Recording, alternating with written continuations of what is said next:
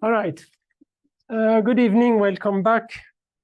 I have to confess something. This evening, it's a little bit tough what I'm going to present because we don't see really the goal.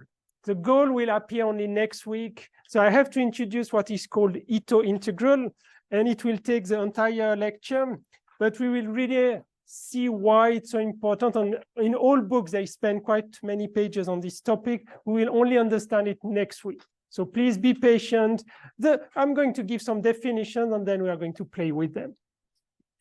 All right. So first, let me remind you what we have seen last week. Martingale, remember, it's a stochastic process with a special property, which is this one. It's about fair game. If you look at the expectation of the difference between the future and now, condition with your knowledge of now, you get 0. And it has a property that the expectation is constant. I also introduced this interesting notion of stopping time. It's a random variable with a certain property. I tried to explain it last week. And if you keep in mind these example of first entry time or heating time or the exit time of a box, it tells you the meaning of this condition. And I also mentioned, and it plays a role in application, and I asked some students to work on this for game theory, this notion of stop martingale, which is when you take the time, the minimum between t and the stopping time. So it means you freeze your process when you reach a stopping time. And it's still a martingale. And there is this optional stopping theorem, which precisely has application in game theory. In order to really understand, you have to work on one example. So I encourage you, and you can find this in many books. Even sometimes it's quite simple. It's for discrete sets. And as I just mentioned before, if it is game theory and you're going to win some money, it's discrete value. It's not a continuous value. So it's meaningful to deal with discrete values. Not continuous are always more difficult. And there is one more property of martingale which is interesting, is this convergence almost surely whenever you consider positive martingale. Last week I had no example. I still didn't look for an application, but if somebody can find one application, it would be nice. This is a general theorem which is useful many, many times in many areas of mathematics or physics. So please once read the statement, dominated convergence theorem. It allows you to exchange an integral and a limit. It's not trivial to exchange an integral of a limit because these are an integral is also a limiting process. But under some conditions, you can exchange them, and precisely this is one criterion for exchanging them. And I explained a few applications about 1D Brownian motion of the stopping time, more precisely the time necessary to leave a box, and I gave a few results. And then I started with chapter 4. I started by recalling or reminding you what we learned in Calculus 1, this Riemann integral. I corrected my notes from Calculus 1. Indeed, it was not correct. And then so these guys, you will have the updated version. And then I introduced this Riemann-Stieltjes integral. What is it? It's a generalization of Riemann integrals. You have two functions on an interval, AB. One, I use a capital letter because later it will be with a capital letter. And another one, you have an interval, you take a partition of this interval, and you define this Riemann-Stieltjes integral as in each interval, you take one point and you evaluate one function at this point. And for the other function, you take the difference between the value at the end point of the interval or subinterval minus the value at the initial point. And okay, this is a formula. It turned out that you are interested in making these subintervals smaller and smaller. And under some conditions, this has a limit when you consider the partition becoming thinner and thinner. And I gave two criteria. One is simple. The other one involves p variation. So I introduced this notion of p variation, which is a generalization of the variation. And I quickly at the end, I gave one result or one criterion so that this expression has a limit. So you can really take the limit when these partitions are becoming thinner and thinner. So this is what we have seen. And indeed, these kind of expressions will come back today many, many times. So please keep this in mind. One function is evaluated at one point. The other one, it's a difference of the value at 2 points, 2 points on an interval. You can always interrupt me. And again, you can look at the notes. I haven't received so many reports recently, so it means he's jobless. Please don't forget to submit something before the end of the semester. I don't repeat this second criterion, but let me just write one remark related to this criterion. So I hope you have it in your notes. Just to tell you why it's useful, but not so useful at the same time. So for example, the 1D Brownian motion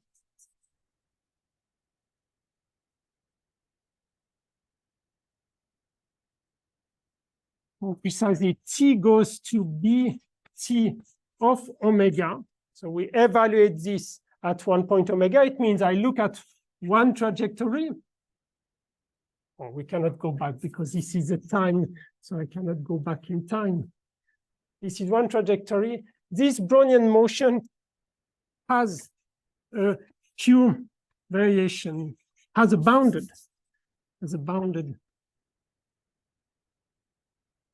q variation for q bigger than 2. Okay, this is a result. It's probably not so easy to show it, but I tell you. So if you look at the second criterion, there was one function needed to have a p variation. The other one needed to have a q variation. And the 1 over p plus 1 over q had to be bigger than 1. This was one of the criterion. So if one has, or if q is bigger than 2, it means if you want to use this criterion, it means that G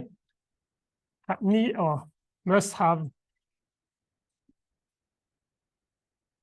a p variation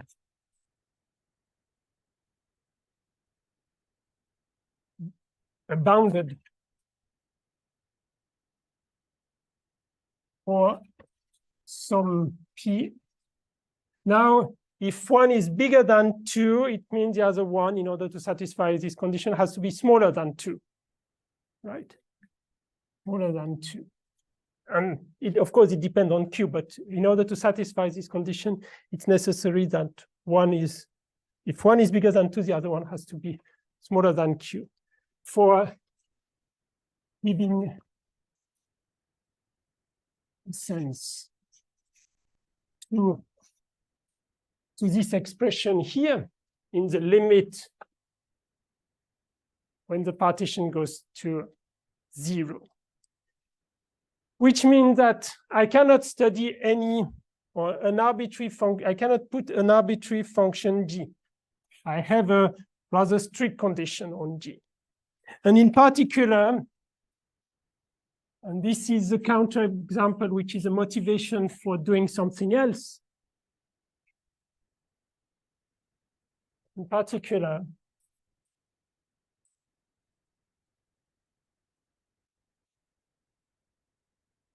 we cannot consider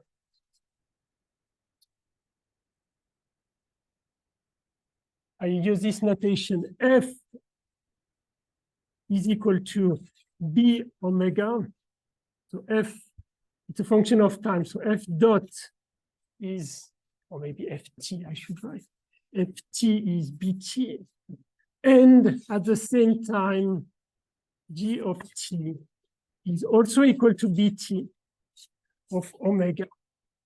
Why? Because, as I just mentioned, this is true for q bigger than 2. It's not true for P or Q or P smaller than 2. So it means I cannot consider S of B omega, so as a function of T, B omega PL C has no limit as the partition PL goes to 0. And unfortunately, this is something we would like to have. We would like to define an integral of this type, and I will come back to it, but both with Brownian motion, Brownian motion, Brownian motion. This is something that the theory needs to consider. And because of this constraint, I cannot do it with this approach. So it means this kind of construction, which is pathwise, look, I evaluate on an omega, so it means I consider one path. I cannot define such an integral like this simply because of this constraint. So this is one motivation, or it has been a motivation for developing the next chapter or the next section. Do you have any question? Remember, we had this criterion at the end, and I just showed that you cannot satisfy it with 2 times the Brownian motion. Now, why 2 times the Brownian motion? This is part. The answer will be partially given next week. So section 4.2, which is Ito integral. It has indeed been developed by a Japanese mathematician at the beginning. So we want to give a meaning to aim. Give a meaning to the integral on AB of xt dbt.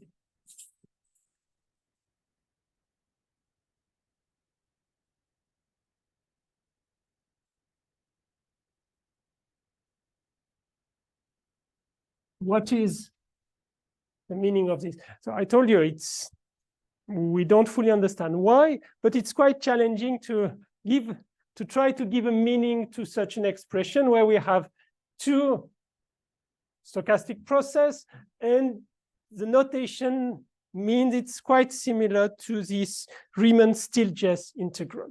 It's going to be a difference of B at 2 times.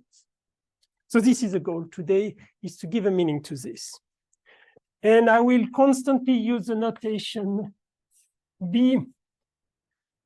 So I will not repeat it too many times. So it's going to be a probability space.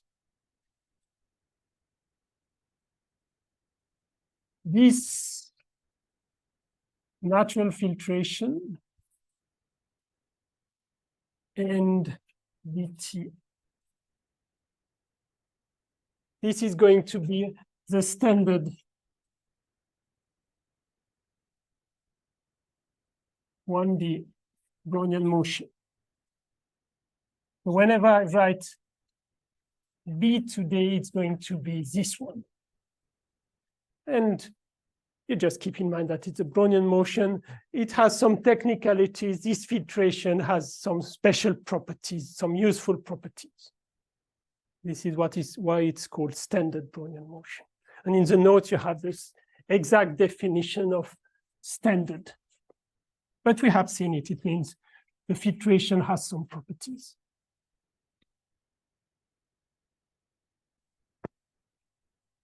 So as you can see already, this Brownian motion is playing really a crucial role. It's defined with the Brownian motion, and xt is another stochastic process, but B is really the Brownian motion. Now, what about xt? There is one condition which will appear always today. Xt it's also a stochastic process.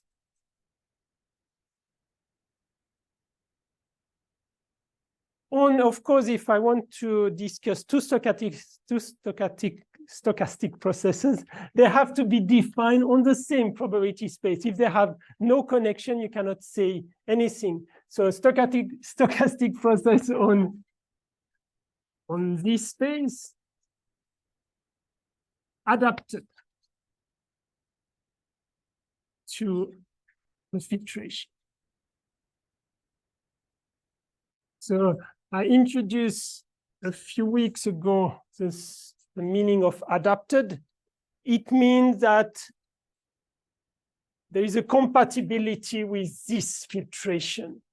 So the pre-image of, so you look at the image of this stochastic process, then you take the pre-image of any set in the image. It has to be in this FT, in this family of, in this sigma algebra. So it's just a kind of compatibility. I mean, if I want to define this, they should be able to speak to each other. Otherwise, you cannot say anything. So Brownian motion, standard Brownian motion, and the other one is adapted. So the filtration is the same, and you have a good property.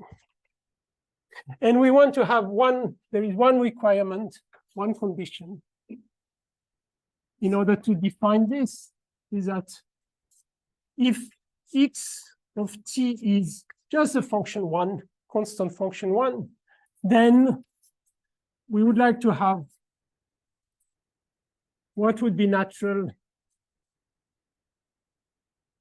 simply b at the point b minus b at the point a. This is a requirement for what we are going to introduce, is that if we integrate with this just a constant function 1, we would like to have this. But be careful, this already tells you something. This is a random variable, this is a random variable. So it means this integral, it's not a number like for usual Riemann integral. It is a random variable. So this, you can just observe it from here, and it will become clear in the definition. What we define here is going to be a random variable. It's not just a number. Okay. So we, as an appetizer, or at the beginning, we start with discrete time, or integrals in discrete time. It's easier. Integrals in discrete time. Because everything has been defined both in continuous and in discrete time, so I can decide to start with discrete time. And I recall something. So again, I introduce one notation. X is always now, for today, also a stochastic process. FT.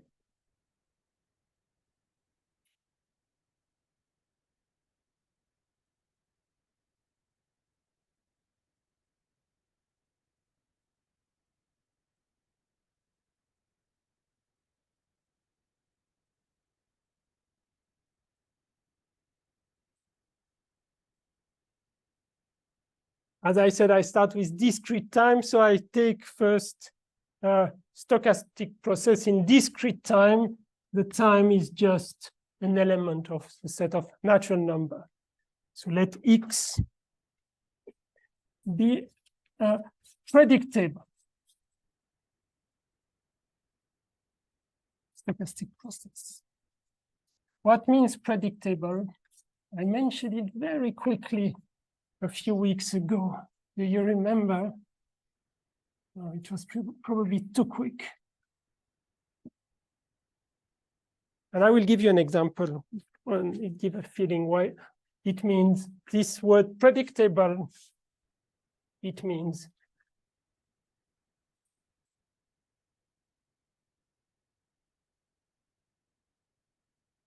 xn is n minus 1.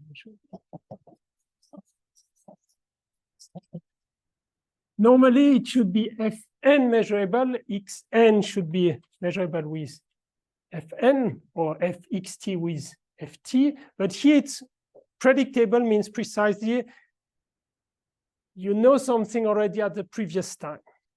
And let me tell you, or let me write an example of what predictable random variable example.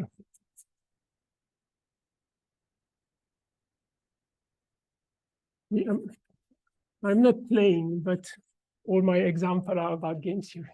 The amount of money that a gambler will play at time n depends on what here this person has obtained at all times before, but not what he's going or what she's going to earn at time n. So this is predictable. The amount that this player is going to play at time n depends on what happens at up to n minus 1, but not on what depends on n. Depends on the outcomes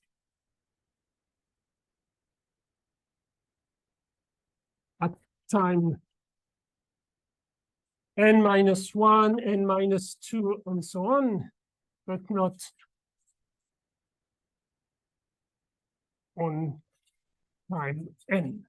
So this is a predictable random variable.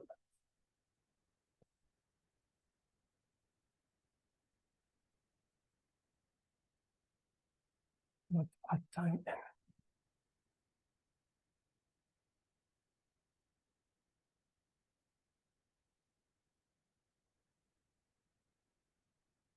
I mentioned it very quickly when we introduced martingale and sub-martingale and super-martingale.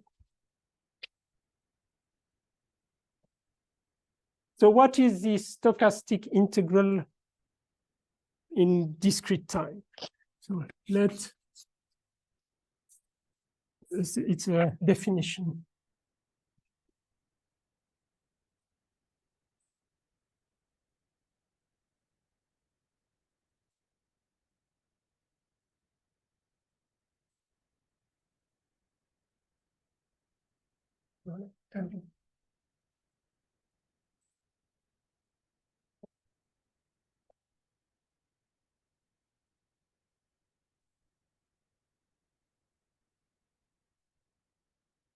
If you want to fill the dots, you just copy this and you change x by m. That's it. The univariate stochastic process in discrete time.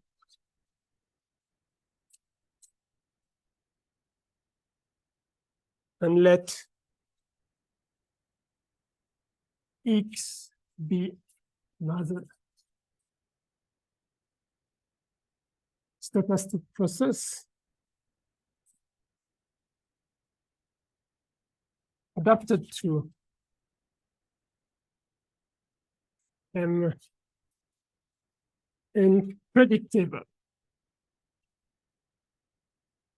So essentially it means x is another random process or stochastic process on the same probability space with the same filtration, and it is predictable in the sense I mentioned.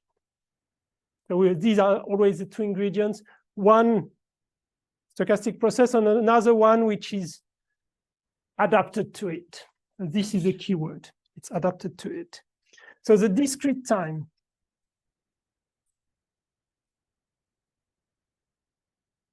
stochastic integral is quite simple in this case.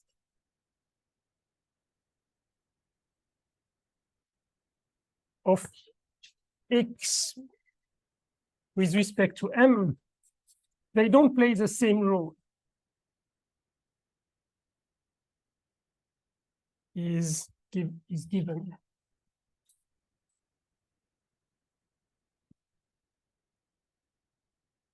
I need to give you the definition.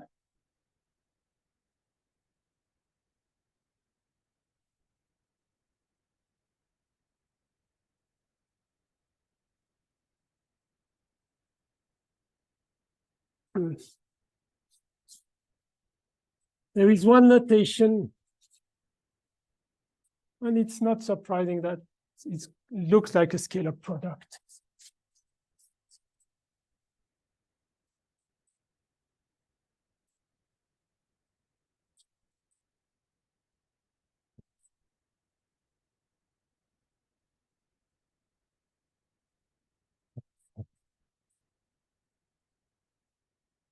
Okay, this is the definition.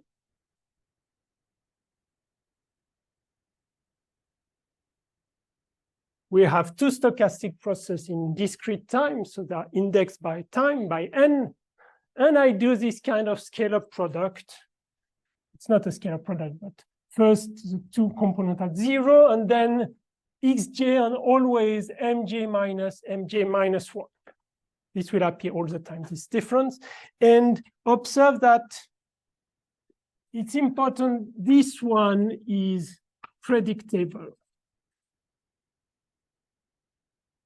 So it means even if I look at, if I put a j here, it's already based on the information related to this j minus 1. This play a role. I emphasize it. Yeah. So the integral is defined for all n in n. Yeah. So basically we have, let's say, integral at time 1, time 2, time 3. Yeah. Yeah. It's written for all n. I define, so at time 0, of course, I have only the first term. Time 1, I have this one plus the 1 for j is equal to 1, and so on. So yeah, it's like an integral because you add more terms. An integral, when you move the upper bound, you also add more terms. And this expression is also called, just for information, martingale transform. Martingale transform. But there is no martingale so far if M is a martingale. I took an arbitrary one first, but the name when M is a martingale, it's called a martingale transform. Okay, it's a definition. That's it. And there is a small theorem.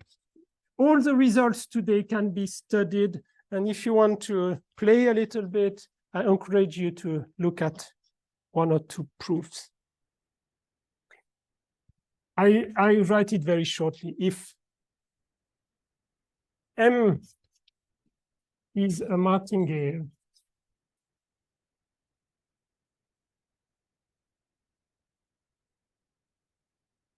and if x dot M at time to L1.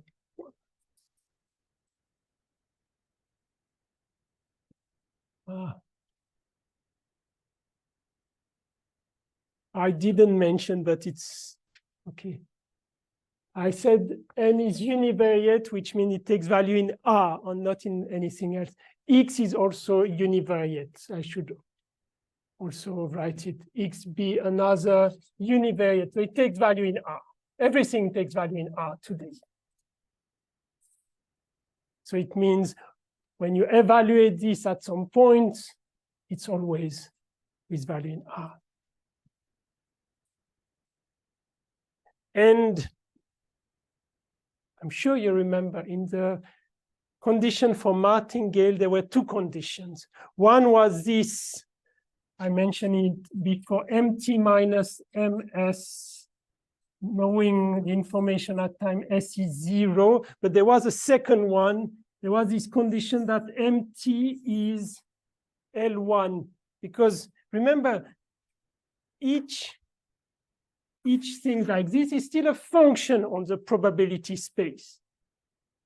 It's a function on omega. So being in L1 means you can integrate on omega when you put an absolute value.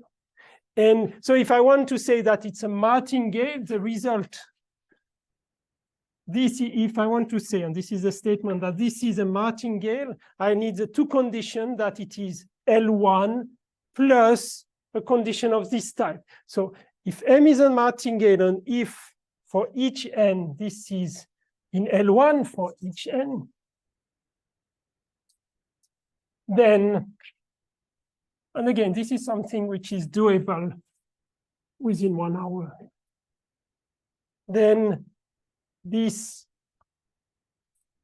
x dot m, and now you look at all as a stochastic process, so for all discrete time stochastic process is a martingale.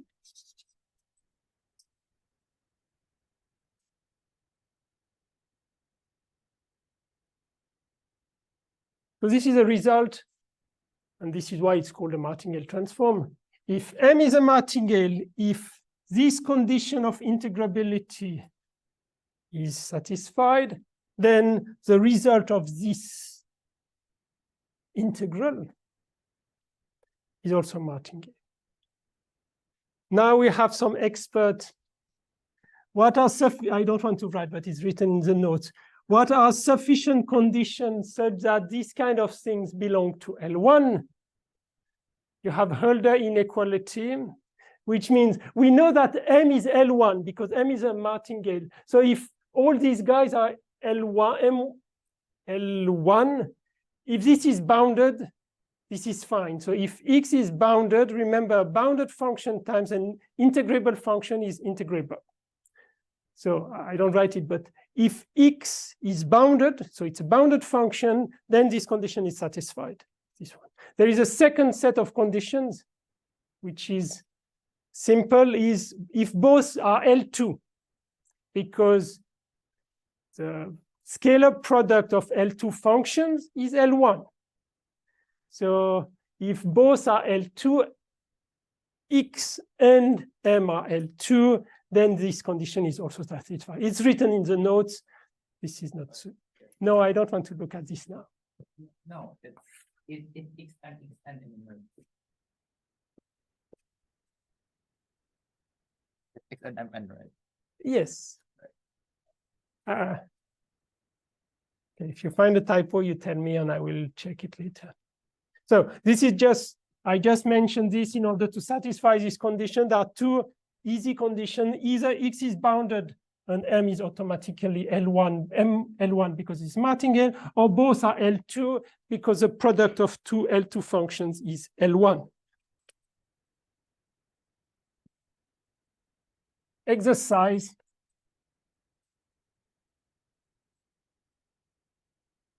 Check that B. I need to write the formula, the entire formula. Some J from 1 up to n of B.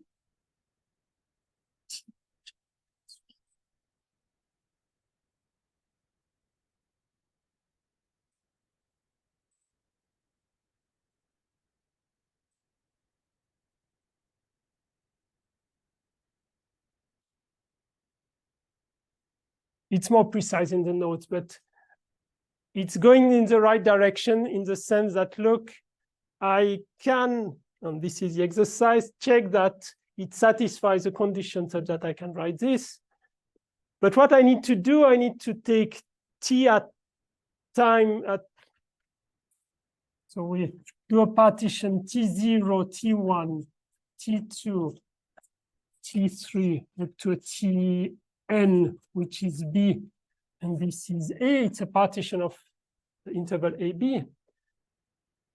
B is always a Brownian motion. I can write the evaluation of t at two different times, or this difference, times b at time j minus 1, and you observe that if I take care of this, it satisfies the condition, so it's predictable in this sense. It's predictable because precisely I put at the previous time.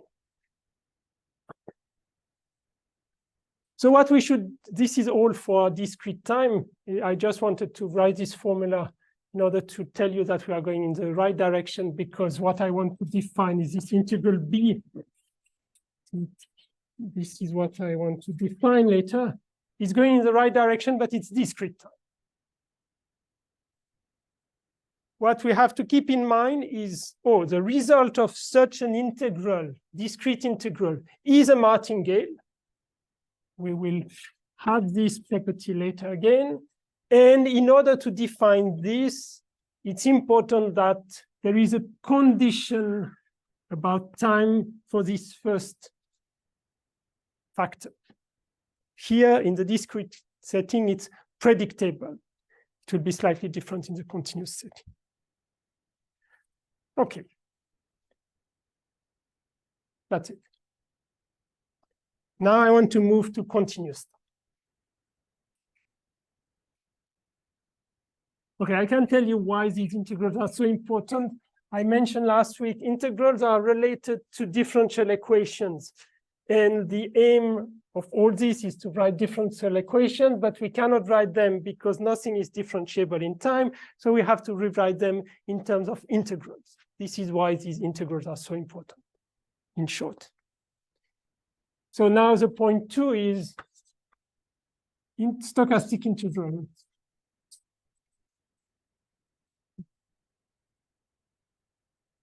In continuous.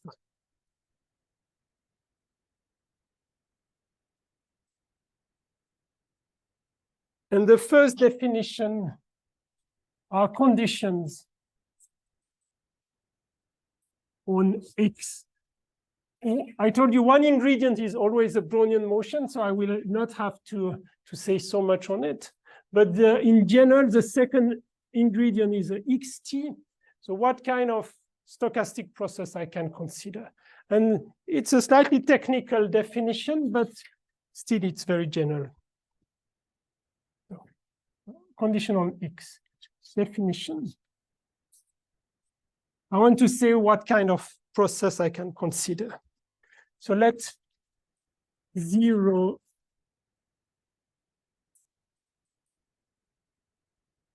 bigger or equal to A, strictly bigger than B, and B strictly bigger than infinity. Let P is one number bigger than 1. P is going to be 2 in general. Let X, I write it once more, forever, because I want to specify the time.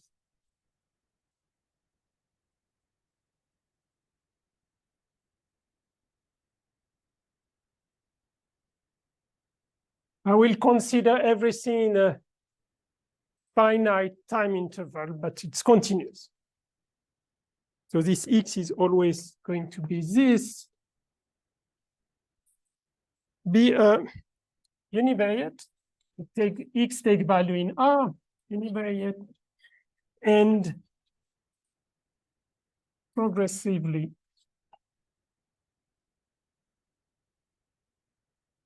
measurable.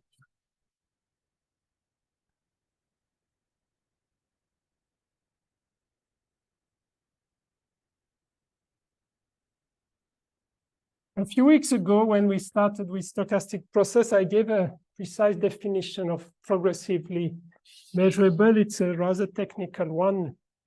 You can see it in the notes.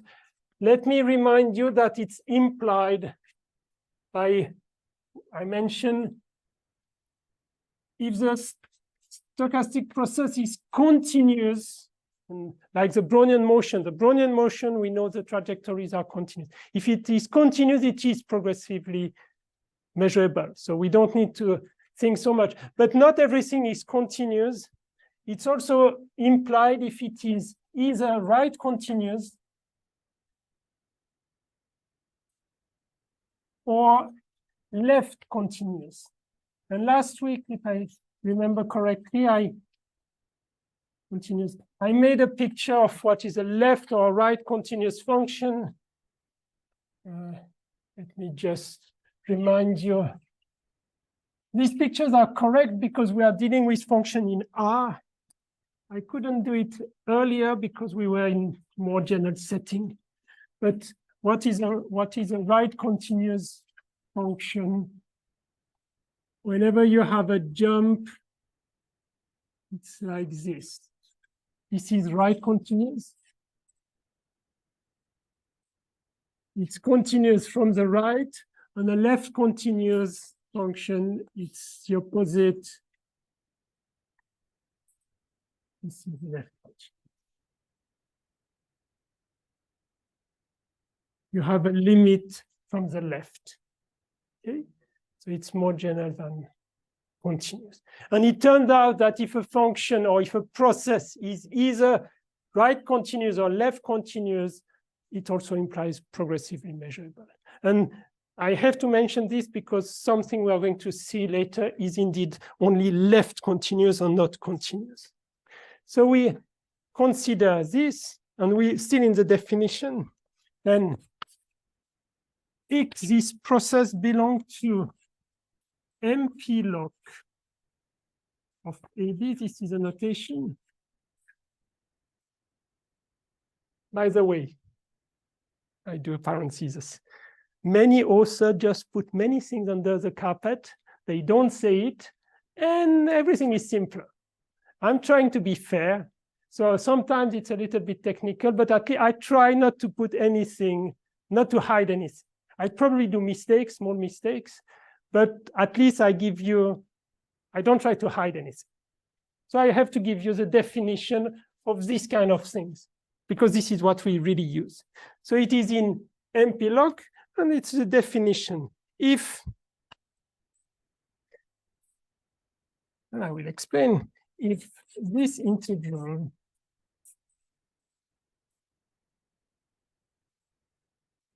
almost surely, so you can wonder, oh, what does it mean?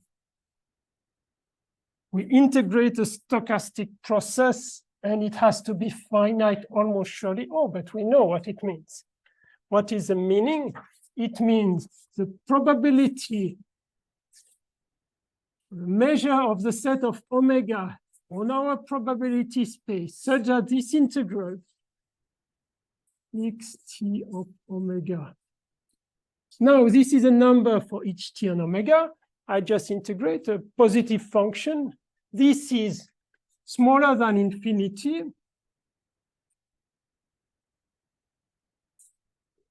A probability 1. So for almost all trajectories, so for almost all omega, this is a finite integral. This is the meaning of this integral is finite almost surely. So that's a definition. If x is in this space, if this is true. That's it. And a slightly more, you ask more, so it's a stronger condition. I don't put the lock. I just say it's in MP of AB. If you take this integral,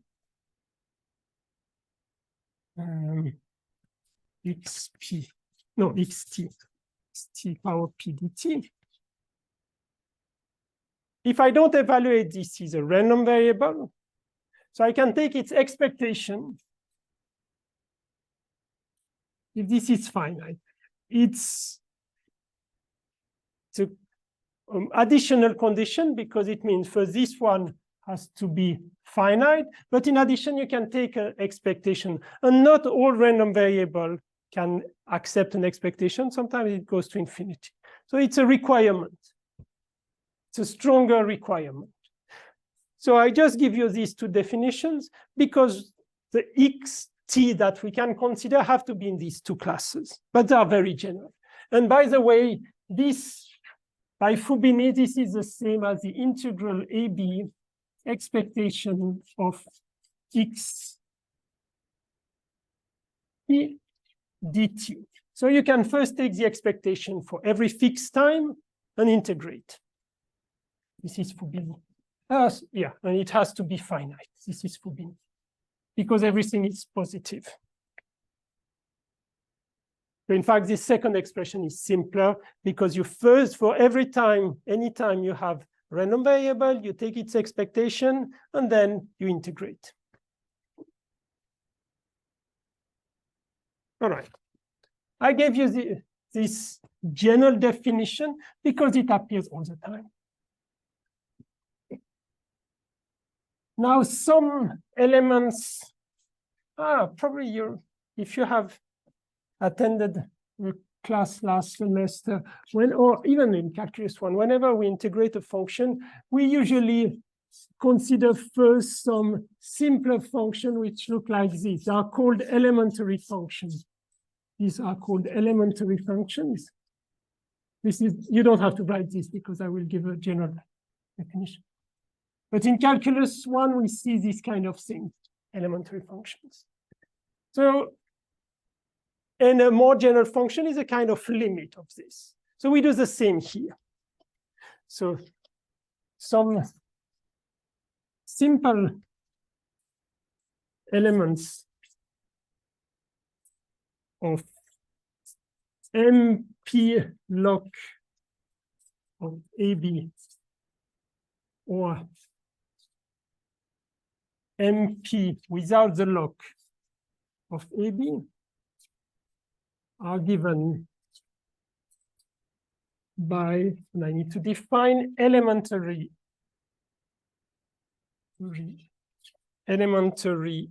process.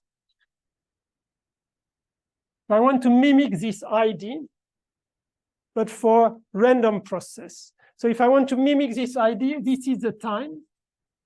So it means for interval of time, the random process should not change.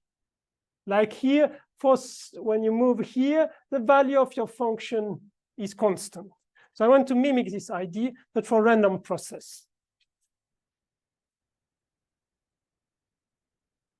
So how can I do it? We set, so elementary process, these elementary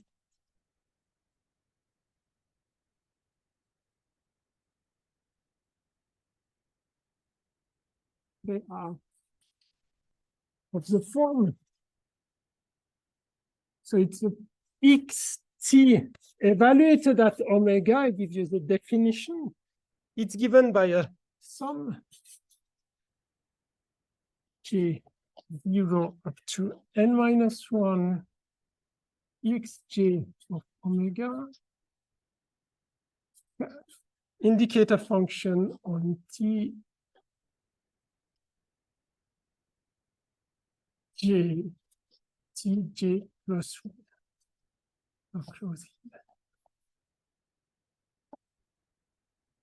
Of t. I will still say something, but just have a look.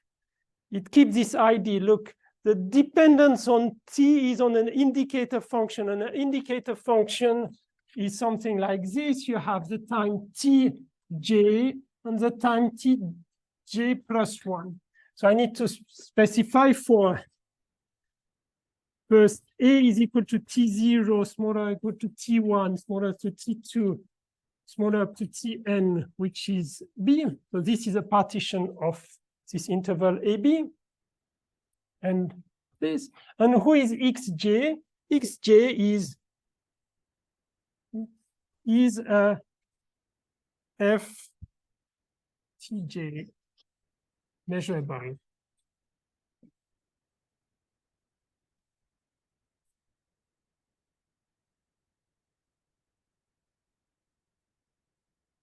Measurable random variable.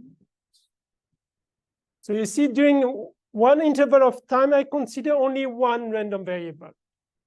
So the time dependence is here, and this for during this time, this is fixed, a fixed random variable. And who is this guy? This is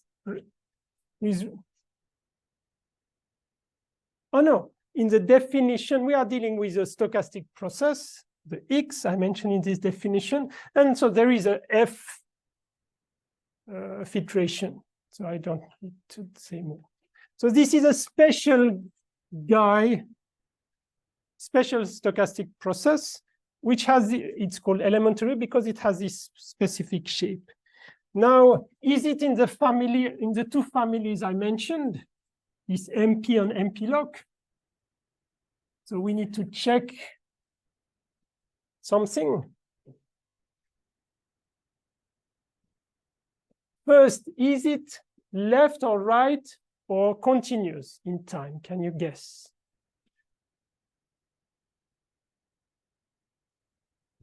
Yes, it's left continuous. So it is left continuous. So it was one condition for this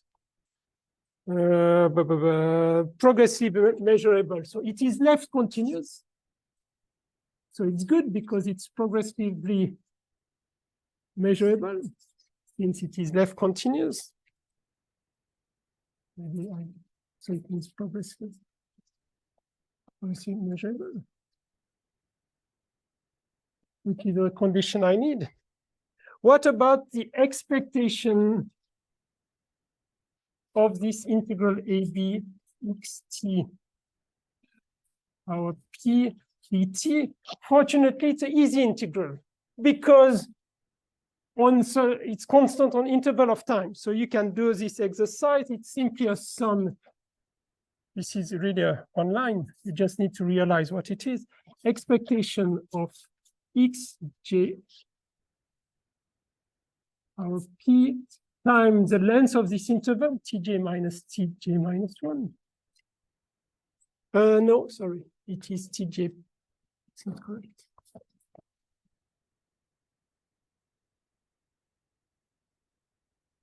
tj plus 1 minus tj.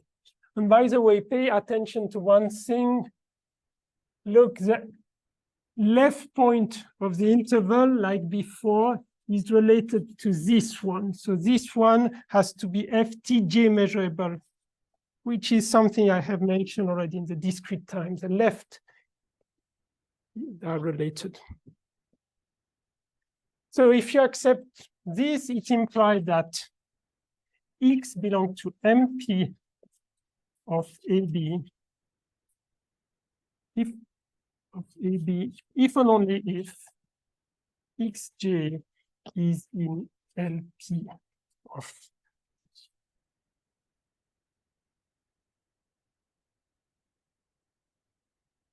Look, if I want this to be finite, it's a finite sum of this type. So if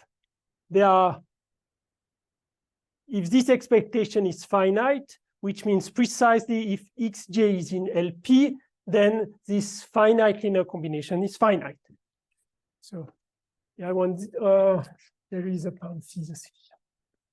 So this is quite simple. I want this to be finite. It's a finite sum. This is always finite. It's just a difference of 2 points in an interval. So if this guy is finite for all j, then the sum is finite. So we can check easily the condition I put before on for this when I define.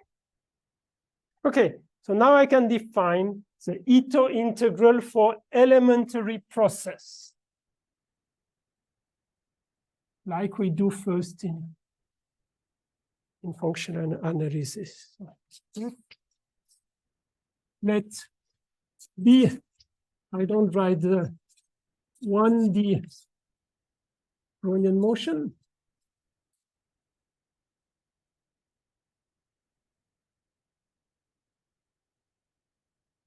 And X and univariate adapted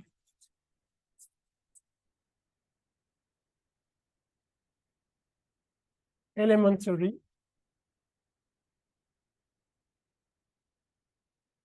process belonging to M2 lock. When we understand all words, of course, it's a little bit complicated, but we have the Brownian motion. We have a second process which takes value in R. It's adapted, so it means the filtration is the one of the Brownian motion. It's elementary in the sense that it is of this form. And we have this condition which I introduced before. It's a technical one, but this is very general. Then the integral on AB xt dbt, which is my goal today, but it's only now for elementary process, is just a sum from 0 to n minus 1 xj. No, not, yes, xj t g plus 1 minus.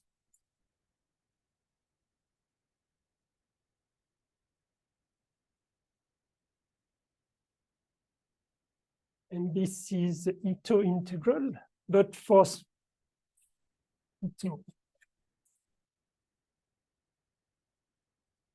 So you could say, oh, nothing so, not a big problem, it's just a finite sum. But it's a finite sum because we are dealing with processes which are exactly of this type. So what we have, the xj is given there, and we do a difference of the Brownian motion at two different times, the times indicated by this interval, the time here minus the time here. That's a definition, right? Any question?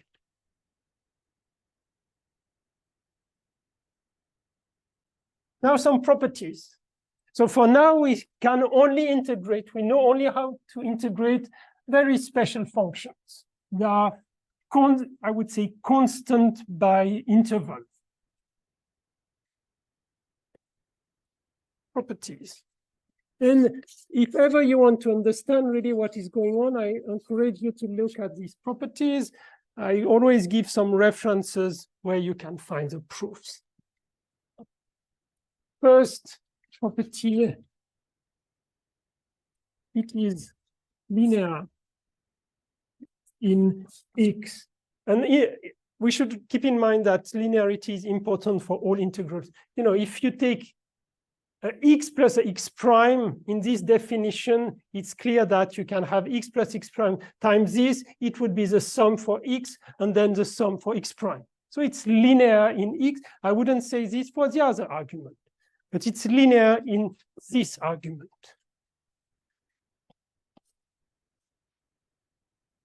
If xt, no, sorry, if xt is simply the interval 1 AB. So if you take the simplest elementary process, which is just a constant function on the entire interval AB, look at what you get. You get that the integral of 1 dB t, who can tell me the answer?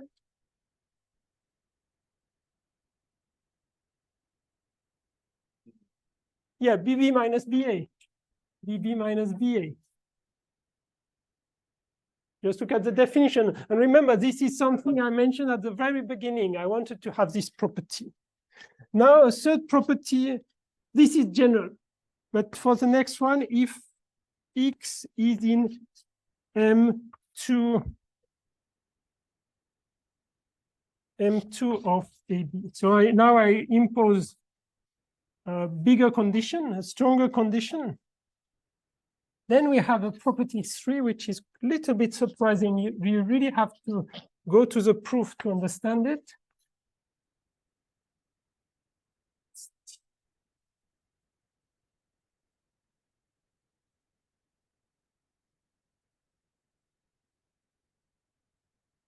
Oh, the first version is not understood.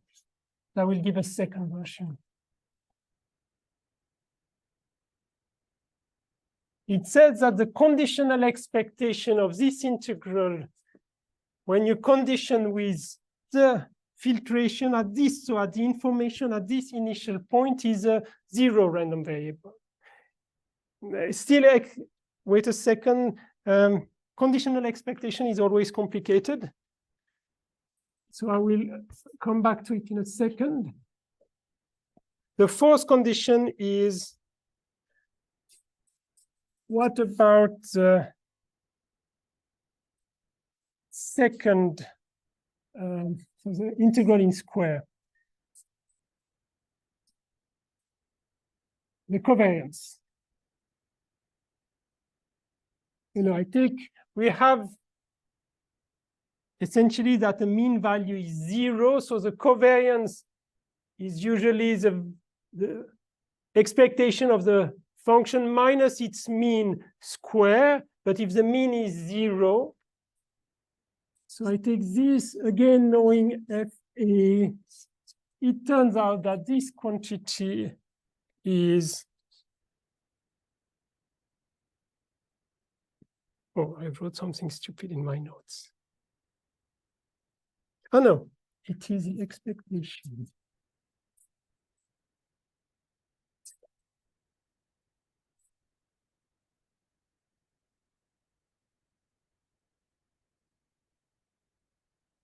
Still, it's not fully understandable because these are conditional expectations.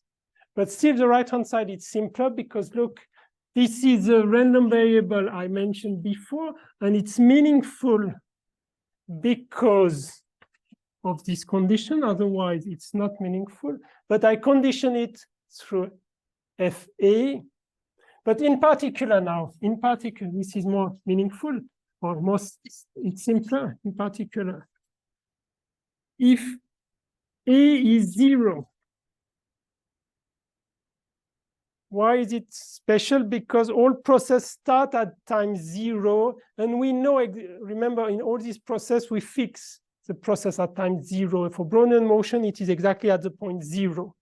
So it means, let me not write it again. If I just put 0 here, I can forget this because, in fact, it is just the full set. Doesn't matter. And we have really 0. And if I put a 0 here, I can also forget this, and it's more meaningful because now we are really dealing with numbers. They are real expectations and not conditional expectations. An expectation is just a number. So there is no condition. And many also don't write this general case with A, but if you want to be precise, you need to write it with A, arbitrary A, and then consider the special case. A is equal to 0. If A is equal to 0, you forget these conditional. And then you have the expectation of this integral from 0 to B is 0. So in order to understand this, you have to look at the definition. And this covariance, now it's a covariance. This covariance, because the expectation is 0, is given by this integral, which is also simpler. So these are properties of these this Ito integral for elementary process. But in fact, they will be true in general.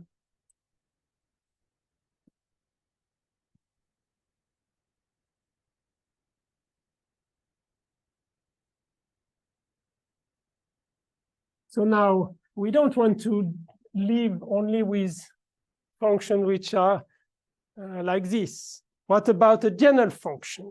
As I said, you do it by approximation. And this is what we do in calculus. Whenever you integrate such a function, you start by doing this kind of picture, and then you take some smaller and smaller subinterval, and it converges. So we want to do something similar. So for more general elements of either M2, I told you the 2 is the most important one, 2 log of AB or M2 of AB, we do it by approximation, but of course I have to be slightly more precise.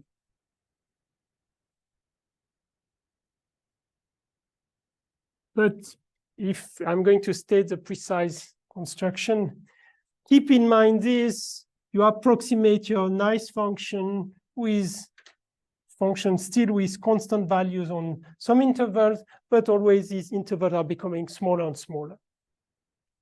So this is exactly what we do.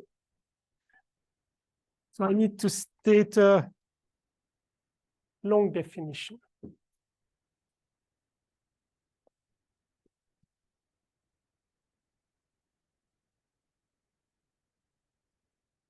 Oh, and soon I can give you a nice result. Oh, guess, quiz.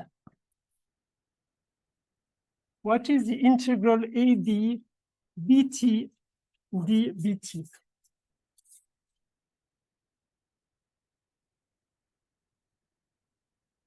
Okay, this is for in a few minutes. I will give you the answer. Okay, so now I want to state the general construction. If X is in M2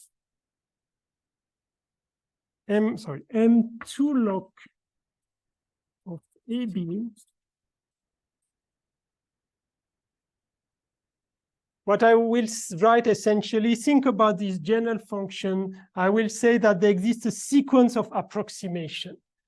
There exists a family Xn, n belonging to n, of elements of elementary process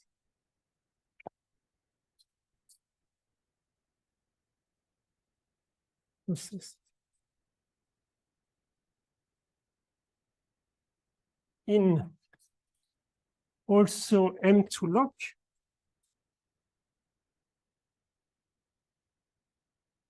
such that now, of course, I need to say that they are becoming closer and closer. Otherwise, you can just say there exists a sequence of simpler stochastic process, but they need to converge in a certain sense to this X. So in which sense, such that the limit, such that it's a little bit technical, no, not so much.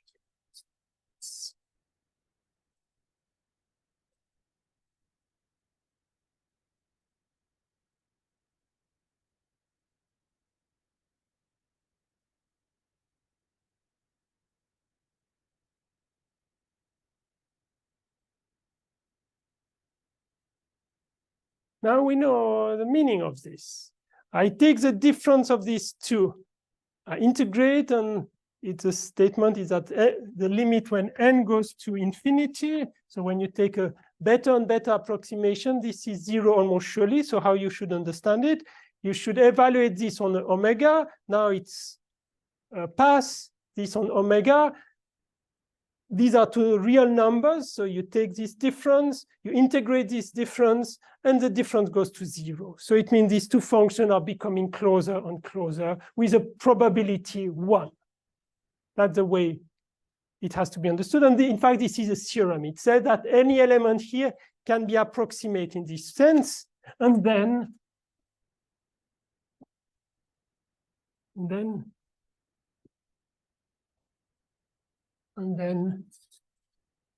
I define the integral of xt dbt from A to B. I define it as a limit when n goes to infinity of this integral AB xn t dbt, which is fine. The right-hand side has been defined because these are elementary processes. So we know what is the right-hand side. I take a limit, but you can just tell me, oh, be suspicious. What means this limit?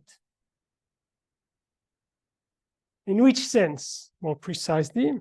It turns out that this is a convergence in probability.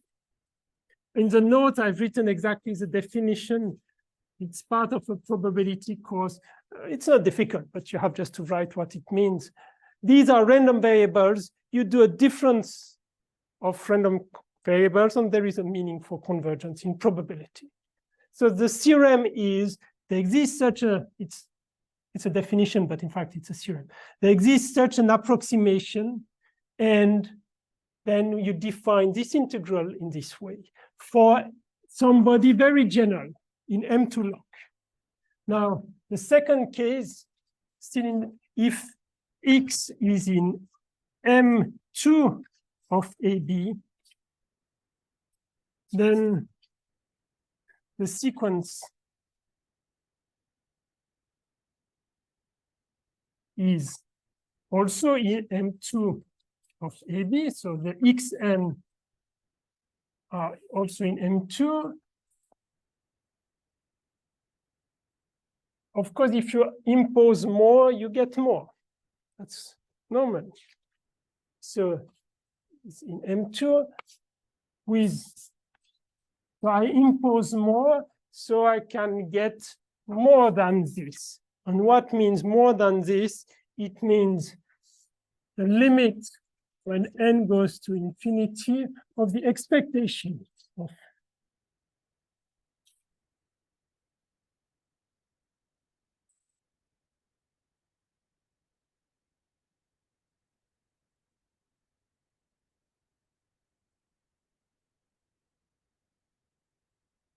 remember, taking an expectation is a stronger condition because it means some integrability. Here, I had no expectation. I don't need to have an expectation. So I impose more. So it means if we have a stronger condition, this condition can also be stronger. And of course, it's the same definition. The integral AB x dbt is again a limit n goes to infinity of integral of elementary process, which we have defined. And now it's a convergence in L2. I mentioned this a long time ago. This is technical. You don't have to care so much about this, but I want to be precise about this kind of convergence. So you have a stronger type of convergence between we give them, this is converging in the L2 sense, and the limit, we call it like this. You have to think about this. But now you should complain. Theta, what is the problem with this kind of definitions? When you write something like this, there is one key point. You know, if I did this picture, somebody? Yeah, we don't know. Right. If I do an approximation like this, and somebody else, because he's not my friend, he does another approximation, are we sure that we get the same thing? Of course, if we don't, it's annoying. But it's now the theorem, I just stated very not precisely, the convergence does not depend on the sequence. So if he takes another sequence converging still in this sense, so if we have two sequences converging in this sense, at the end we get the same object. It's important, otherwise the theory is not well defined if we don't get the same thing. And in order to prove this, you have to use the properties I mentioned before, and you have to work a little bit. This is not completely trivial, but it's part of the theory. The limit of the convergence does not depend on the sequences. So it means we define a unique object. If it is not unique, it's annoying. All right, so we have defined the Ito integral. It's quite abstract because I start with elementary processes, and then I approximate the general one as a limit. But I gave a definition on the same here. one second theorem, which I don't state precisely, it's more precise in the note. Theorem, the four properties I mentioned before. In fact, only the two last one are important. The four properties still hold. So it's about the expectation and the covariance for this process. The same properties hold. It's not surprising, you know, if you have 0 all the time and you do an approximation, you cannot suddenly jump to 3. If something is 0, 0, 0, and you approximate, and you always have 0 in the limit, you still have 0. It's not a proof, but this is what we want.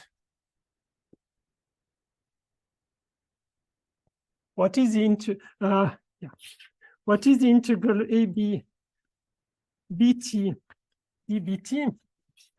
Because now we can define it. All the properties are satisfied. It turned out that this is, I cannot prove it now. I hope we can prove it with, also part of the thing I said at the beginning. When you define an integral, a Riemann integral, and you do it in calculus 1, take the function x goes to x squared. This is x squared. You can compute the integral like this, and you get what you expect. But this is not the most efficient way.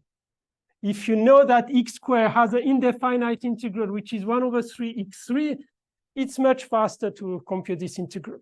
So today, in a sense, I'm only presenting this approach. You compute an integral by doing these kind of things. If you know what is the analog of this, then it's, of course, much faster. And probably next week, we will have a better understanding of these kind of things for what we do now. Now I'm just describing this approach. So what is this guy? It's 1/2 minus BA squared, but that's not enough. It's not enough. You need to subtract minus B minus A. Don't ask me why. I have no idea. I tell you the truth. I have no idea why. I mean, it's an exercise. There is one approach for this, which is exactly this one. You do it step by step, and it turns out that if you follow the computations, you end up with this. That's it. There is probably a faster way. But yeah, keep it in mind. What is this equality? Not with the x3. All right. And let me say one more result in this section. Oh, it's going so fast. Just I state one result, which I will need in a few minutes or in a few days. Lemma. Again, the proof is, it's not so difficult. I check it. If x and y are both elements in M2 of AB, you can wonder what is the expectation of this integral.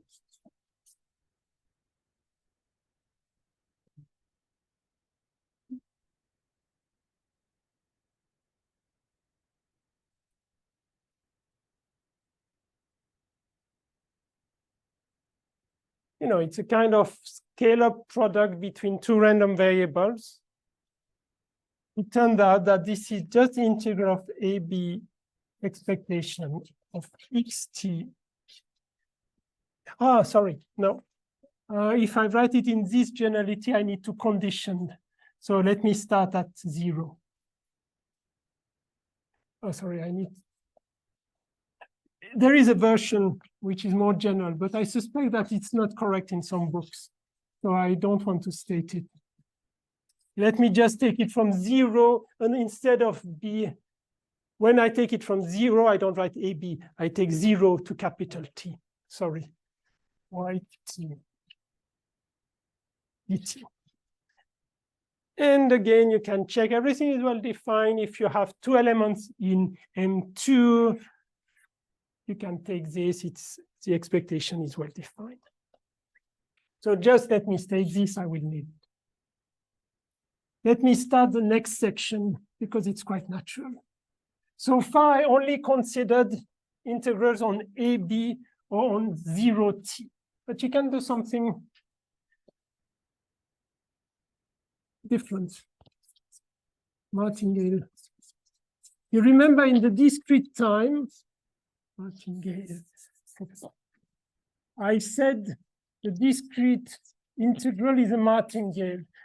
If I just give the definition I gave today, you cannot really see it because the upper point is always this time b. Now I will consider as a function of this upper point. So I will consider,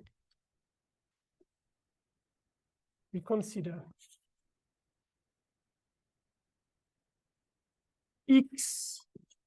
I just write it in a shorter form, t in belonging to 0t adapted to the 1D Brownian motion. So it means I consider this stochastic process just in an interval, a 0t. And of course, it has to be adapted, as I mentioned from the very beginning. And it's univariate. So it takes value in R. Most of the authors consider only this case. And belonging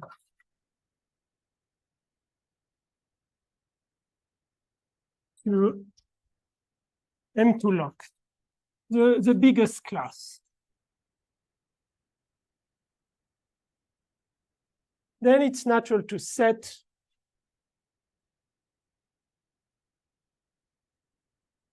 now we set yt. It is the integral from 0 to small t of x. Now, if I use t as a new variable, I cannot use it again for the integral. So I need a new letter. I will use u, small u, dbu.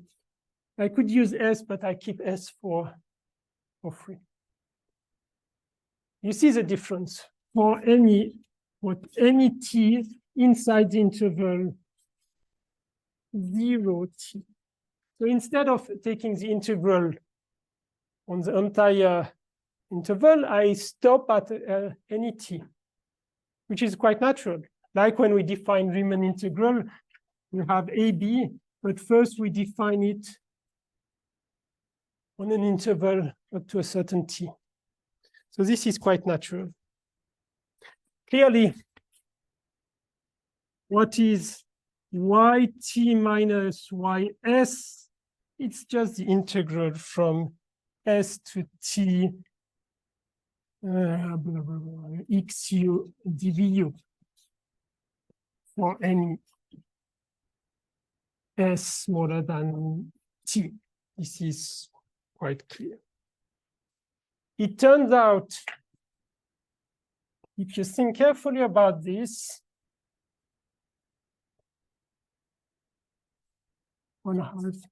this yt is ft measurable. Where does this f come from? This f, remember, it comes because we have a 1D Brownian motion behind all this. Why is it ft measurable? Look carefully. This is you first do it with elementary process. You check what means ft measurable. You check that it is the case. And then through the limiting process, you keep this property. It's not completely trivial, but at least for elementary process, you can check that it is indeed, it has this property.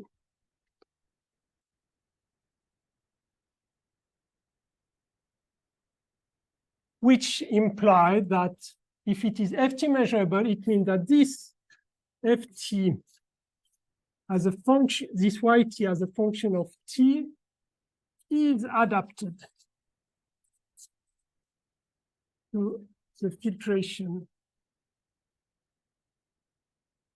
Because if it is adapted for all t, it's a definition. Sorry, if it is measurable for all t, it's precisely adapted. This is a definition.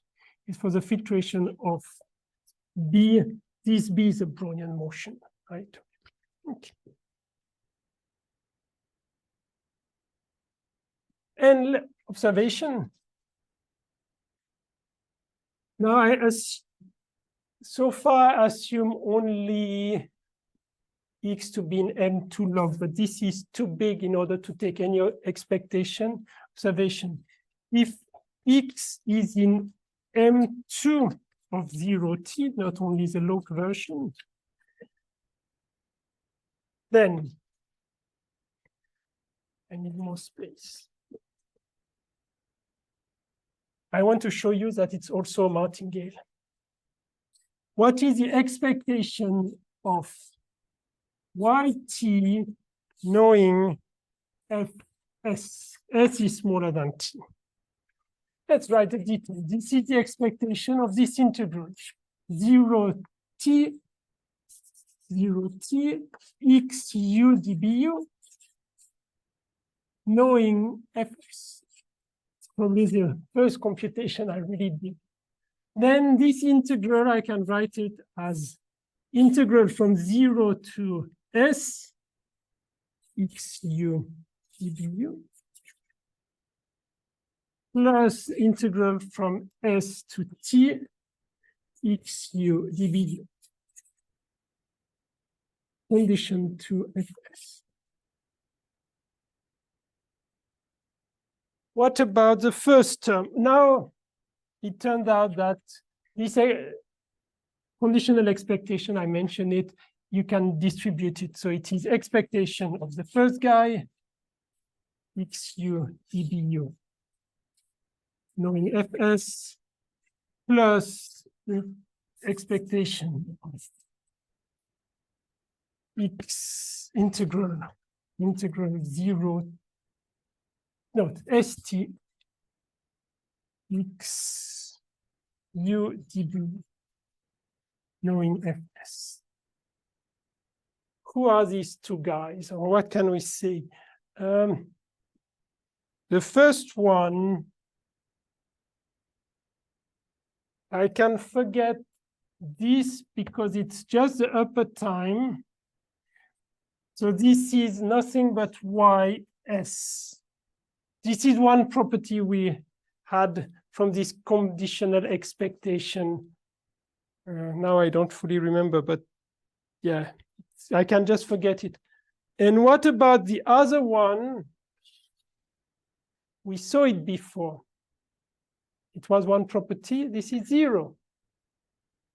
Look at the 4 properties I mentioned.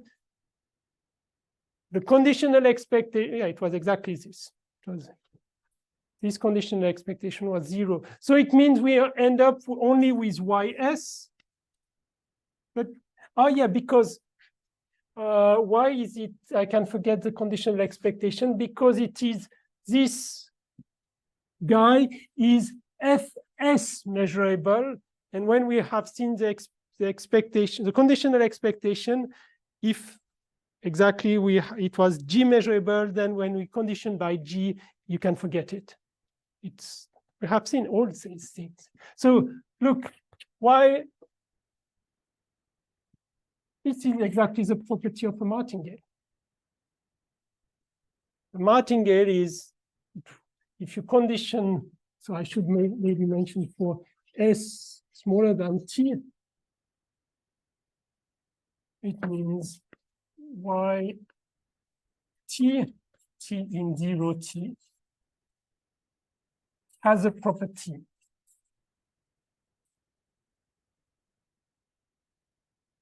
of a martingale. The other condition, you remember there is another condition, it's satisfied because I am in this as a property of martingale. So in fact, I should say is a martingale because the two conditions are satisfied. It satisfies this plus the necessary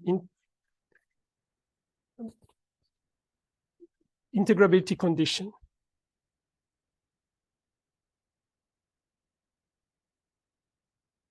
I finished just one more line. In addition, so it is a martingale, and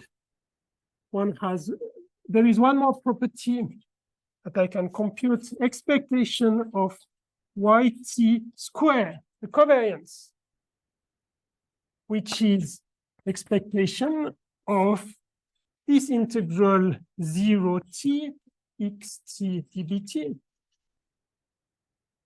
squared. Oh, but the previous lemma is just at the end of the previous section. We had two expressions like this. There was a x and a y, but I can take two with the x. And we have seen the result. It is the integral of,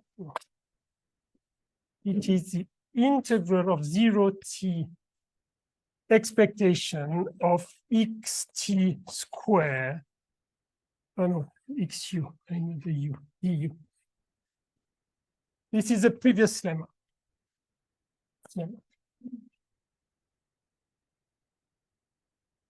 So I stop here, but if I will just summarize what we have seen.